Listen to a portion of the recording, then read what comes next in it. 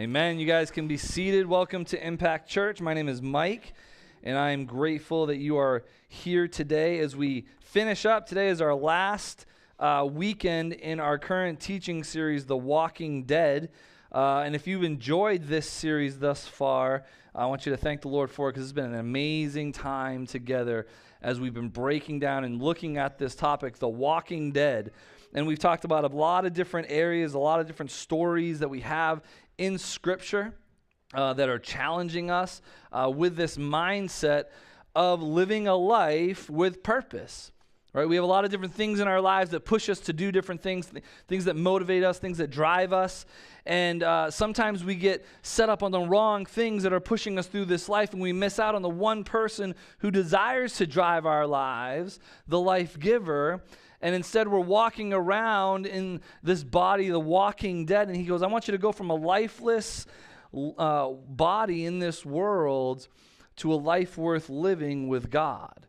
And that's the whole point of this series. And we've talked about all kinds of different people. We talked about the widow of Zarephath's son.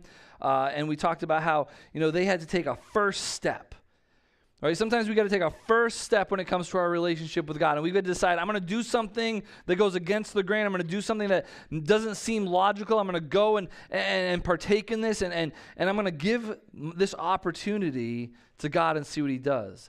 And he blessed that family because they took a first step. And then the widow of Nain's son, that painful walk. Right? We find her following her son that she had lost. The last hope that she had in her life, really. She had no husband. She was a widow. Her only son was gone. And as she's walking behind him, the future that she thought she had was gone. And she didn't know what was next. And then she met Jesus. And remember, it was at just the right time. Like as Jesus is walking through the gates, she's walking towards him. And at just the right moment, during that painful walk in her life, Jesus met her and changed her life.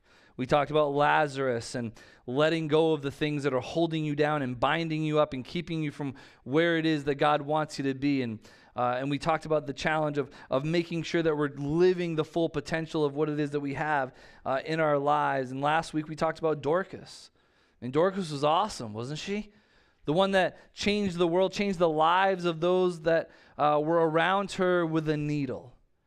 And that we have a gift and we have an opportunity and we have a challenge to use what it is that God has given to us to change lives. And if we were to hold these gifts and these talents up inside of us and we don't share them with those around us, what are we? We're full of it. We're spiritually constipated. Remember, we're not letting God use the things that are inside of us like he wants to, like he's made us and created us to do. And we've got to get past this selfishness of just holding on to what it is that we have inside of us and allowing God to fill us. And when he fills us, he overflows us and he helps us to help those around us and be the tool that he has created us to be. Well, today we're talking about Eutychus. All right, Eutychus. Acts chapter 20, verses 7 through 12. So if you have your Bibles, I want you to go ahead and turn there. Acts chapter 20.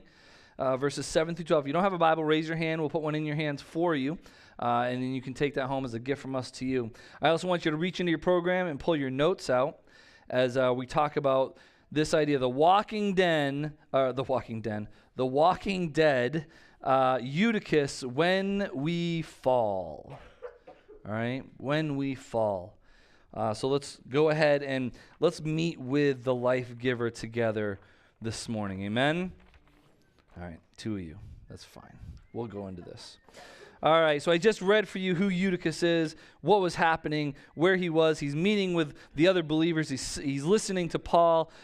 He's a young guy, and he doesn't know what, there's no seats left in the room. Wouldn't that be awesome to know there was no seats left in this room and people had to sit in the windowsills?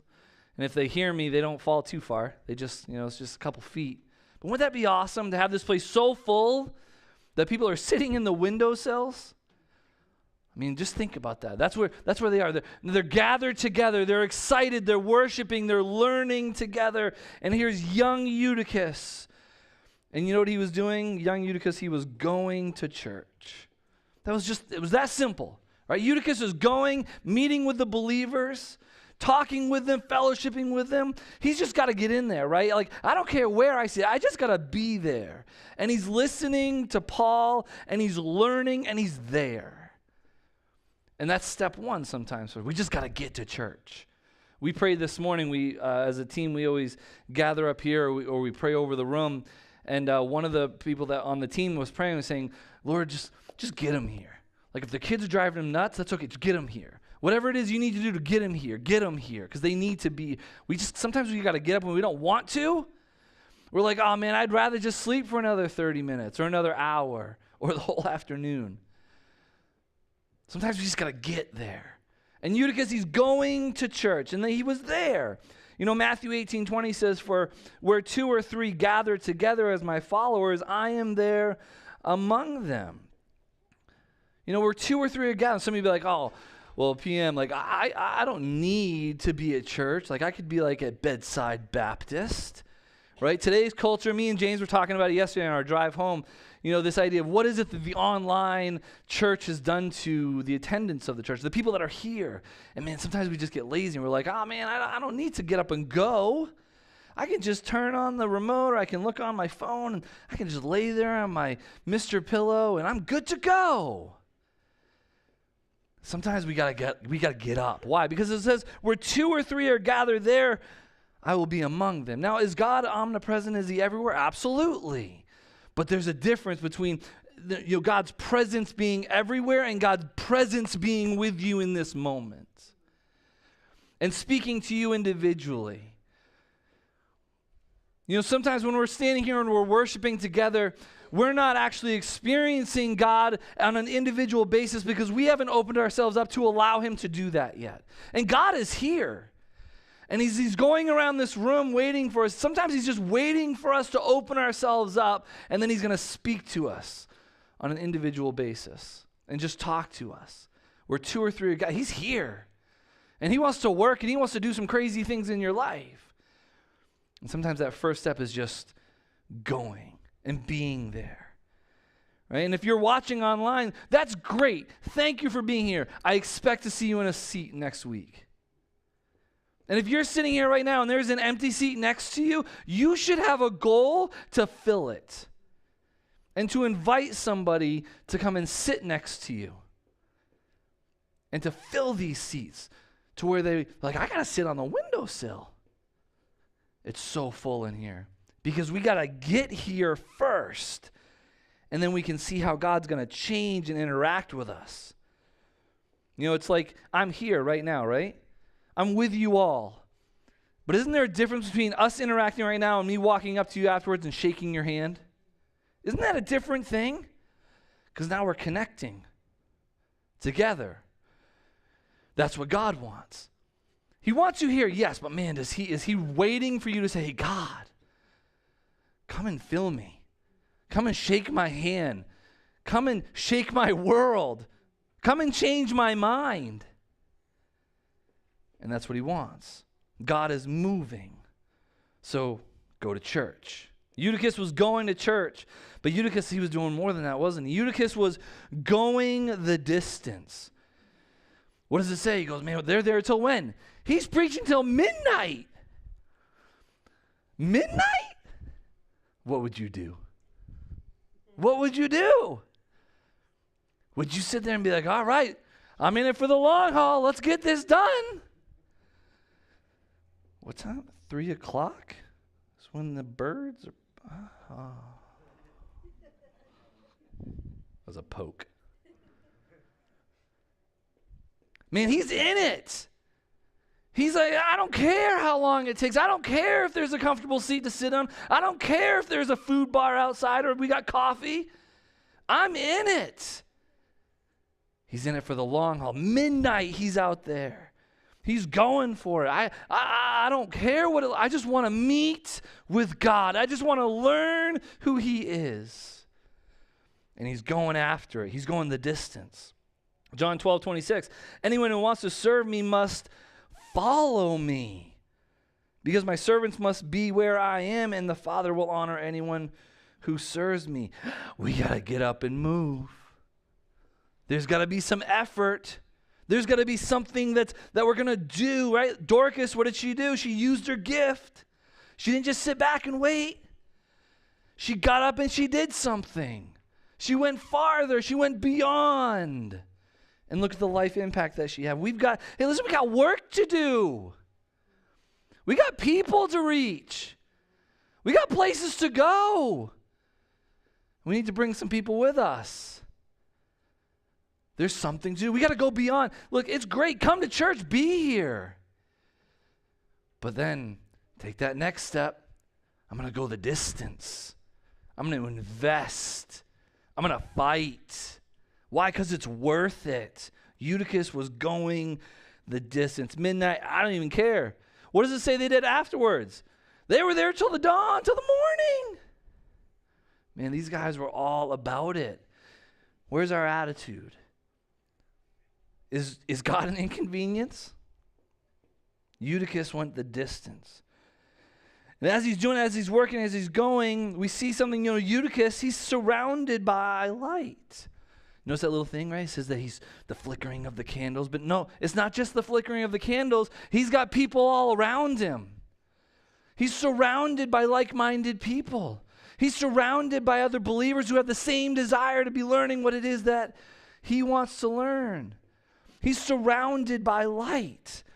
The candles, those that are with him, and he's there. And because he put himself there, he now has an opportunity to grow because of who he surrounded himself with. Right? He surrounded himself with the right thing, and now he's going to have some life change. 1 John 1:7 says, but if we are living in the light, as God is in the light, then we have fellowship with each other. And the blood of Jesus, his son, cleanses us from all sin. That fellowship is this unity that we have of the saving grace of Jesus Christ. That's why I'm like you. That's why you're like me, because we got Jesus. Amen? No. I got to get up. I got to move. That's hard. But let's encourage each other. Let's fellowship with each other. Let's add people to the family because it's exciting. Because it's worth it. Because it's not just going to church. It's more than that. Eutychus surrounded himself with the right people. But man, PM, I'm tired.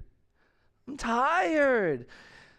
You know how many hours I'm working off right now? We just went to a worship conference. I got back at 12:30 last night, got in bed at 1:15. I got 3.5 hours last night.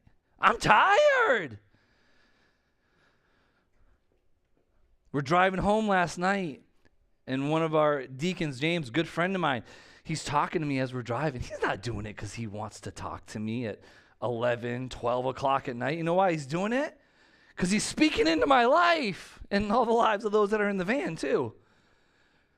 He's talking to me. He's speaking into me. And sometimes we're tired. Sometimes we get really tired. Eutychus was getting tired, wasn't he? Says he's sitting on that windowsill. What's happening? He's getting drowsy. Oh, sometimes we get tired. When we're putting everything into it, sometimes we get tired. Sometimes we're serving so hard, we're tired. It's okay to be tired. And Eutychus he started to get tired. Galatians 6:9-10 says, let's not get tired of doing what is good. I'll circle the word good there, because what's good for you right now? What is it? What's the good thing that God has for you? Is it reaching your coworker? Talking to your kids? Talking to your neighbor? What's the good thing that he has planned for you? I don't know. I haven't been to church in a long time. Well, what's the good thing? What is he trying to teach you? What is he trying to tell you? And I know you're tired, but he says, don't stop doing what he's asked you to do. At just the right time, we will reap a harvest of blessing if we don't give up. Therefore, whenever we have the opportunity, we should do good to everyone, especially to those in the family of faith. But I'm tired. I know you're tired. But you got to get that guard back up. You got to get ready. You got to focus and come together. And that's another reason why you surround yourself with the right people. They can help you when you're tired. They can lift up your arms when you need to hold them up, and yet it's just getting harder and harder and harder. And then you got people that come around you and they hold your arms up for you. They walk with you. When you're all by yourself at Bedside Baptist, you're all by yourself. Is God there? He's everywhere. Yes. Is he reaching into your life as an individual right now? Probably not. Because you're probably not giving him the opportunity to. See, God's a gentleman. Do you know that? Do you know God's a gentleman? He's not going to come and barge on the door and say, you know what, John, I'm coming in whether you want to or not. He's waiting for us to open ourselves up, to lift our hands, to bow our knees, to be in reverence of him. And at that point he says, oh, you're ready to meet me? I'm going to show you something. And sometimes that's really hard to do when we're tired. But we got to keep our guard. We got to keep going. We got to speak into each other's lives as we surround ourselves with the light, with those that are like-minded. But then it happened, right? He's sitting in that windowsill. It's midnight. He's getting drowsy. And what happens? Eutychus succumbed and he fell. Now, who would blame Eutychus? He got tired. It's midnight. But he did. That tired got him and it knocked him out and he fell. And he fell hard, didn't he? Fell 3 stories hard. Landed on the ground. And what does it say? He's dead. It didn't say they went down to check his pulse and see what was. He's dead. 3 stories dead. And he fell. And he fell hard. And I don't know what your hard fall looks like. I don't know what that hard fall looks like. Because it happens when we let our guard down, right? When we get tired. Right? When we get tired and we're saying, oh man, everything's sneaking in. Satan's speaking into your ear. He knows the weakness. You know, maybe your hard fall is lust. Maybe your hard fall is pride. Whatever your hard fall might be. Maybe it's your health. Right? Last night, I'm feeling a hard fall because we're driving back last night. We stopped at Panera Bread for our final meal for the trek home. Man, I walked in there. I was like, I haven't been to Panera in a long time. Man, their creamy tomato soup. Good old-fashioned American grilled cheese sandwich. Oh, they got macaroni and cheese too? I haven't been here in a long time. My eyes got real big. Give me a whole bowl of soup. Give me a whole sandwich. Give me some mac and cheese. My eyes were like this. And I saw it, and I was weak, and I fell hard. And the whole rest of the ride home, it was hard. And it hurt. I didn't think about my health. I didn't think about what the right choice was at the right moment. I fell. Sometimes we fall hard in other areas. What's your hard fall? What is it that's knocking you down? What is it that's keeping you from getting back up? Because Eutychus wasn't getting back up. This was not something small. He hit hard. And it was knocking him down. It was keeping him down. It was keeping him down. Romans 7. Oh, I already see that. Oh, don't miss it. Oh, like this is a big deal. What a miserable person I am. Amen? Who will free me from this life that is dominated by sin and death? Thank God. The answer. What is going to keep me in this life, that is going to help me in this life that is dominated by sin and death? The answer is Jesus Christ. So you see how it is.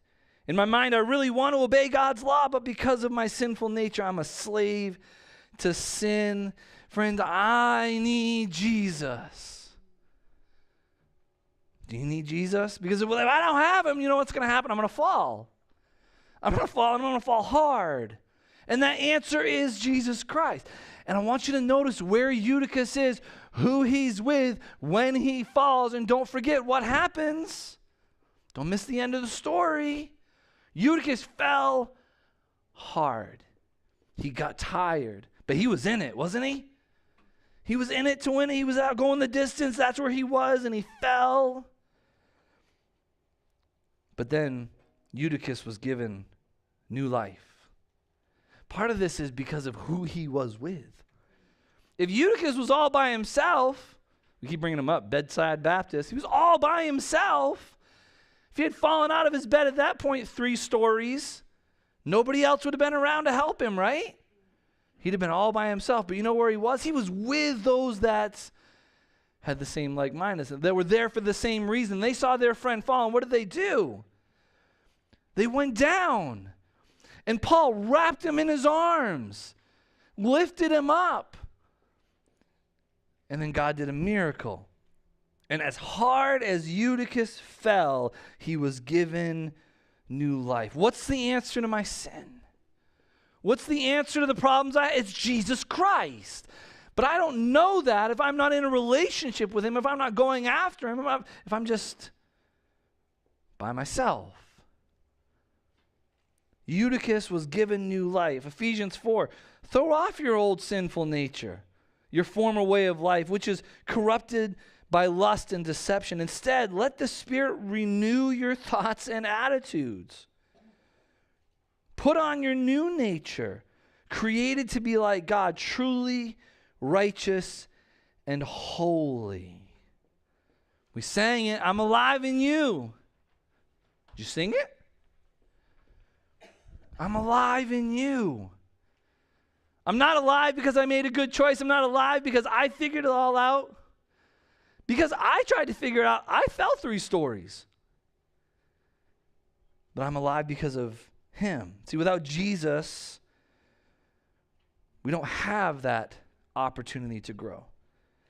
Life, true joy, the answer is only in Christ. Eutychus was given new life. And I want to encourage you, I want you to challenge you that no matter what your fall is, no matter how tired you might be, no matter where it is that you find yourself, the answer is Jesus Christ. Back page of your notes, look at what happened. Because of this situation, because of this circumstance, because of this fall, this hard situation, Eutychus brought the church together. He brought the church together. Actually, we should probably say Jesus Christ, through the renewal work in Eutychus, brought the church together. Wouldn't that be encouraging to see happen here? Like somebody comes in, they sit here, and the work of Jesus changes their lives, and because we see the renewal of them, we see the change and the grace and the mercy that falls on them, that all of a sudden we're rejuvenated. That brings the church. See, the work of God in the individual can bring the church together, so then we just bust it out even more after that. What did they do? Did they like go downstairs? Oh, Eutychus, Euty, man, you're done. Oh, I'm so glad you're alive. Let's all go home. What did they do? They went back inside. And just like any good Christian, what did they? They ate food. They gathered together, and it wasn't over. Yeah, listen, he fell. He was done. He was gone, but we lifted him back up. God renewed his life, and now that puts a renewal in us. Let's go worship some more. Let's get to work. Let's do something with the life that he is changing. Let's come together. Hebrews 10, 24 to 25. Let us think of ways to motivate one another to work with acts of love and of good works, and let us not neglect the meeting together as some people do, right? Some people, they're not taking the full blessing of gathering together. Let's encourage one another, especially now that the day of his return is drawing near. Let's encourage each other. Let's be together. Because of the renewal that's happening in our church, let's come together. You guys see this big old round hot tub sitting right here? Next gathering, you shouldn't go home. You should come back in here and see the renewal that's about to happen and be encouraged by it and see the life change. Maybe meet some Jesus. Let's come together. Let's not allow the tragedy of sin to separate us from the life that he desires to have for us. We all got to deal with this sin issue. We all got to deal with it at some point in our lives. Some of us have. Some of us have recognized it, seen it, asked for forgiveness for it, and allowed Jesus to work in our lives. But some have not. So what are you going to do? See, the tragedy of what happened to Eutychus brought the church. It's not you don't need to hide it. Shout what it is that Jesus has done for you. Tell people how he's changed us and how you can unite, how God can unite us, bring us together. Eutychus brought the church together, or better, Jesus Christ through the renewal work in Eutychus brought the church together. And then lastly, Eutychus' story was a testimony of renewal, right? It says that they were greatly relieved as they're going home. They were greatly relieved at what happened. I bet Eutychus was really, really happy that he wasn't dead anymore. But don't miss how everybody else felt too when they saw the work of God. Every time I hear testimony of the life change that God has done in people's lives, I bawl like a baby. Big bearded guy with a big truck, crying over life change. Because it's real. Because it's valuable. Look what it is that's happened in Eutychus' life. And it's a testimony of renewal. People were encouraged because of what God did in his life. 2 Corinthians 5:17. This means that anyone who belongs to Christ has become a new person. The old life is gone and a new life has begun. Why would you not be excited about that? What greater thing could we be a part of than life change? Hey, we got work to do. There's lives to be changed. And I'm not saying that you're the life changer. I hope you haven't gotten that out of this series. I keep talking about the life changer, God. But let's bring some people here. Let's encourage some people to be with us, to sit next to us, to talk to us, to see the life change in us. And then when they see the life change in you, maybe God will show up to them and they'll sit there when they're worshiping and they see what God has done in your life. And they open up their arms and they invite him in. And as he's going around this room, he says, I see you. Check. I see you. I see you. I see you. What about you? You want to meet with me? Worship. Open your arms. Open your minds. Matthew West says it this way. He's a Christian artist. He goes, the thing is, listen, dressing up, right? Get your nice new Sunday hoodie. Going to church. Hey, good job. You're here. See you next week. Dropping a 20 in the offering plate. It's good stuff. All those things are well and good. But that doesn't make you a Christian. Do you know what Christian means? Mini Christ. Christ follower.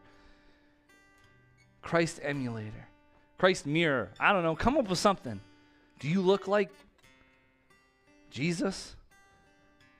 Do you care? I'm tired, PM. I know. I just fell really hard and it hurts. You're not alone. Where have you been? Hey, I'm in the middle of it. I'm sitting on the windowsill. I want to be here. Then you're going right in the direction you need to be going. Where are we at? Are you ready to go beyond just being at church? Are you ready to surround yourself with the light? Are you ready to see renewal in your life? Are you ready to go from a lifeless body to a life worth living when you meet the life giver who is Jesus? If you want that, you haven't done that before, I want to encourage you with a couple of verses. The first one, Isaiah 59:2. Says that sin has cut us off from God, meaning we can't have a relationship with the life giver because of this sin problem. In Romans 3:23, all of us have sinned and we all fall short of the glorious standard of God. So that means we've all got this separation problem. And Romans 6 says that the wages, the payment of that sin is death. But the good news, the answer, we read it earlier, the answer to the problems in my life has a name, and his name is Jesus Christ. Amen? And when you declare with your mouth, believe in your heart that Jesus rose from the dead, you can be saved. We're laying on the ground. I just fell 3 stories. I'm all messed up. And he wants to come and pick us up and wrap us in his arms and say, I've got you. I'm going to renew you. I'm going to change you. You can have that. You can be a testimony of renewal like Eutychus was. And you can see life change. So what's your choice? Will you meet the life giver and let him change everything about you? This is the last one we're talking about, the walking dead. And I hope that nobody leaves here with that mentality or that life anymore. I want us to be a church, a family that walks with life and purpose and just tears this town to pieces because of Jesus, because of what he's done, because of what he wants for you. So Lord, we pray, we beg, we are on our knees before you asking, will you change us? Will you meet with us? I know you're here, so I open up my arms. I lift up my hands. I come to worship you now so that you will come and renew me. Lord, change my life. Friend, if you're sitting there, you're listening online, you've never accepted Jesus Christ as your Lord and Savior, I want to invite you to make a decision right now to call out on the name of Jesus and to invite him into your life, to ask him to be the leader of your life, the Savior of your life, the renewer of your life. I'm going to lead you in a prayer, and it's between you and him. It's a decision that you're making, not these special words, but it just gives you a direction to go when it comes to meeting with him. And you say this, you say, Jesus, I know I'm a sinner, and I know that sin separates me from you, from God. And I want to ask for forgiveness for my sins. And I want to thank you for dying on the cross for me because you love me so much. I want to thank you for defeating death and rising from the grave because you love me so much. And I want to ask you to come into my heart today, to become the leader of my life today. I'll follow you from this day forward. Thank you, Jesus. Change us, work in us, move in us. Lord, we worship you. We lift our voices, our hands, and our praise. Do it all because of who you are and what you did. In Jesus' name, amen.